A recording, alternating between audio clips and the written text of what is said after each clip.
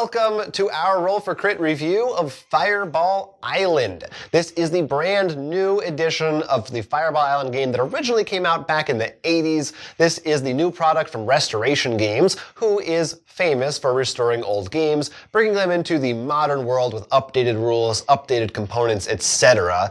As you can see, it's big, it's crazy looking. The goal of the game is to get the most points by walking around the island with your little figurines and dealing with fireballs along the way. On your turn, you will play one of these two cards in hand, which will pretty much tell you how much you move, as well as maybe some other fun effects. And so let's say I played this move 6. I will move this blue character along, because I've chosen this one randomly. And when you pass by these little tokens, they're called treasures. You will pick them up, and they come in 3 different varieties, and at the end of the game, you will score points based on the number of sets of each one you have. So as you move around the space, each space has a brown line, and there's also these unstable spots here, which actually the yellow and green are already on, which will stop you immediately, because they're, you know, it's like a rickety bridge, and your character's like, I don't know about it. That will come into play a little later. But once you stop, a lot of the cards will also say something either like draw a souvenir, which are these special cards which you can play at different times. If you stop at a cave location, which have these numbers here, there's a 2 here, I think there's a 1 somewhere, like there it is, like there, number. You will actually use them to teleport or roll a die, depending on whether you have this map card or not, to see where you end up. But you could also rotate things. Now there are 2 things you can rotate on the board. There's these trees, which if you do it, you can just rotate wherever you want it. These are for blocking some fireballs, which I'm sure Jonathan will be very excited to show shortly. Mm-hmm. Or you could rotate Vul-Kar 1 sort of, I guess, click. Yeah, call it a click. Yeah, so for example, the run card I have lets you do 2 clicks. So that could be 1 click of this and 1 tree in any direction because they don't really have a click. Or move him twice if you so choose. The reason that you need to really be concerned about the trees and where Vul-Kar is facing is, as we said, those fireballs. The fireballs in this game take the form of marbles. So during certain parts of the game, specifically some cards may allow players actions to actually push one of these fireballs using 1 finger anywhere they want onto the game board. They can move around, they can get up as long as you're only using 1 finger, and you're trying to hit one of the other players to hurt them, move them somewhere, maybe even steal a treasure from them. So close. Yeah, like a little... There you go. No. Got one. So you could use these trees to block. And then Vul-Kar. The deal with him is there will be certain types of cards that you play that are called cataclysms. Cataclysms will let you move, and then they will let you take all of the red fireballs that are in this area known as the scar, drop them into Vul-Kar's head, and see where they come out. Oh no! Crazy things can happen. Once you build up 3 cataclysms, you add another marble to the scar. So as the game progresses, you're going to be adding more, and every time Vul-Kar is activated, even more of these are going to come out. So it ends up being very potentially dangerous. I mean, you don't even... You are on a roll knocking them down. I've really, Vul-Kar is on my side today. So that's how the game works. And you keep playing until a certain number of rounds go by. The helicopter will actually return. And everyone is trying to make it back to that helicopter. That's right. If you don't make it back in time, you will actually not be able to score some of these snapshot cards that you can collect along the island as well, which are... They're pretty big. This is honestly like where a lot of your points come from. Mm-hmm. So once again, this is the basic game. The original one was more of a move and roll with Vul-Kar shooting out marbles and stuff. This one has a bit more, I think, a choice. Yeah, the original one, it was strictly, you went 1 path around. Here, you can choose whatever direction you want. Yeah, it was really about this thing, the heart of but in this game, I don't think this is nearly as important. Yeah, so that's the heart of Vul-Kar works just like these treasures. You can pick it up. It's worth more points, but it can be stolen. Mm-hmm. So it becomes sort of this hot potato. Yeah, the opposite of a hot potato. It's the potato that you want. It's a cold potato. So that's that. Yeah, but you can get points from multiple different ways, as you said. So it's not as central. It definitely still retains a lot of that look and feel, that very I would say old school aesthetic and style. style. It definitely feels like, while we said it has more of the choosing and stuff, it still feels like a toy in all the good ways. Right. Like, not the bad ways. You're still fun thinking like, I'm missing everything, but still fun to just do that. Or sometimes, when you just fail miserably and you think you have the right answer, and you're like, oh. Yeah. But it still is fun to do that. And like, especially when you play Cataclysm, if there's more than one, you're just like, yeah. Oh, I see you there. Yeah, that definitely can happen. Of course, the opposite can happen, and if you just have bad luck, like I have had in this game sometimes, and just every marble hits you, and We should mention, once you get hit once, you can't be affected by a marble again until your next turn. Right. Which is good, so it's not like someone can just be like, marble, marble, marble. And wherever you are, you would stand back up, but if you're in a river, for instance, like this guy was, you actually float down to the bottom of it and start somewhere else. You also get a lot more of these souvenirs, which are very helpful to sort of help get you back on your feet. Like the one I have, for example, I don't roll the die. I can choose where I go with the caves, which can be very helpful.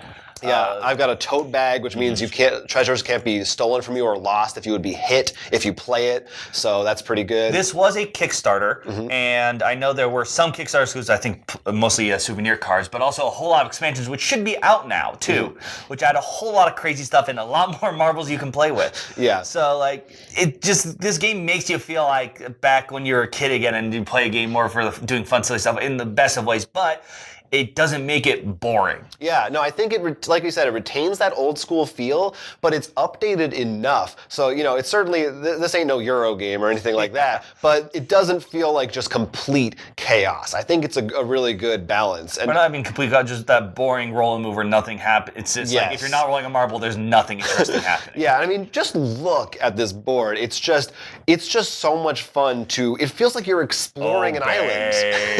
It's so cool. I love the look of it, and people see this on your table, and it's just, you can't not want to stop and play this game. One of the big things that I think we gotta address that's related to the game is the box. If you haven't heard, if you're a backer, you may have heard rumblings about the quality of the box. It's a big game. It comes in a big box. You can see how big it is on the shelf behind us, and it is definitely a lesser finish than most board game boxes that we're used to. In fact, I'll kind of show you how it looks on the inside. It definitely looks more like a traditional cardboard box you would kind of just buy at Staples or something. I actually think, almost hilarious, it still feels like the box you get back in the 80s. Yeah, it kind of has an old school feel to it. Now, that's more in this is where it goes into a bad sense of being. You can see it kind of like bends apart like that. It's a little flimsy. There has been a lot of discussion about this. Restoration Games has commented on it, and they do feel that the box is of a high enough quality you can lay things on top of it. It shouldn't bend or break. And I do think, to an extent, that they're correct. I don't think it's terrible, but it really does have a look and feel that isn't great. And I think, more importantly, it's difficult to get these components in there. There's no insert. It's just a big empty cardboard box. Behold our crits and misses for Fireball Island. Crits. The game's got an incredible table presence. The design, look, and feel of the components, it pops out in 3 dimensions. Everybody who takes a look at it is going to want to try this game out. If there is a game that will draw people to your table, it's gonna be this one. It improves on the basic roll and move gameplay on the original, adding in enough choices and variety for you to make decisions from turn to turn without sacrificing the more chaotic elements. Once again, Restoration Games proves it can take a game that was beloved by children and make it beloved for everyone. The dexterity element, pushing the marbles around the board, is silly and just straight up fun. Combined with the fact that you can rotate the trees and Vul-Kar allows you to still have some sort of aiming and planning process while still having that 5-year-old fun of, let me throw as many marbles at you as I can. Let's see if you can dodge its misses. The box is of lesser quality compared to most other games and can leave some people wanting more. Along with the old school look and feel of the gameplay, unfortunately, you also get an old school look and feel of that box and some of the components. While the dexterity part of the game is really fun, it can be a little bit annoying trying to hit marbles, maybe you hit it too hard or soft, or if you get hit by a marble, how you stand up, if you're sort of land in between two spaces. The rules are a little confusing about this. Some of those things are a little messy, and you just have to be willing to accept the fact that this is really a party game and you're not meant to think that hard about it. Back in 2015, we went to Board Game Geek Con and got to meet Vul-Kar in the original Fireball Island. Now he comes and graces us again at our table in the new edition, and we are more than happy to accept him. We worship at his feet. You have to. If you don't, he will destroy you. Yeah, I mean, I think you look at this, you see this gameplay, and you know if you're going to enjoy this game or not. It is a big game. As we said, it's a big box, and it's not cheap, but I think for how big it is and how much stuff is going on, that it's a relatively fair price. And of course, it depends on, you can shop around, see what you can find. But if you like these kinds of old school silly games and you're into just this madness, it's a great package, honestly. No, I mean, I feel like Restoration Games took on a pretty big challenge here. Like, this was one of those games, one of the reasons to play it is one that always everyone talks about, partly because it was so old, though also pieces are very hard and expensive. I think like a marble went for like $60 or something crazy like that. But with this, they brought back, and we still get that joy of like feeling like a kid playing with a game that's more toy than game. But now it's actually, I can actually think and do strategy and stuff. So I'm able to get both the best of childhood and adulthood at the same time, at least until I remember the bill comes back. What could you possibly ask for more than that? Are you someone who's played Fireball Island? Maybe you've played the original version and you can compare the two. Maybe there's some people out there who prefer the original. I can't imagine that being the case, but if you are, comment below. And where else could they talk to us? Well, of course, there's plenty of other places. There's Instagram, Facebook. Our website's now up and running. You can come visit the island yourself and see us there, or you may be a little charred. Yeah, it's a shame, but it will happen. Hey, until next time, I'm going to be running away from a giant fireball named Jonathan. And I'm Will, and you'll see my name carved in the caves. And this was a Roll for Crit review. Don't forget to like and subscribe for more board game content. Every little bit helps. Please, we gotta eat.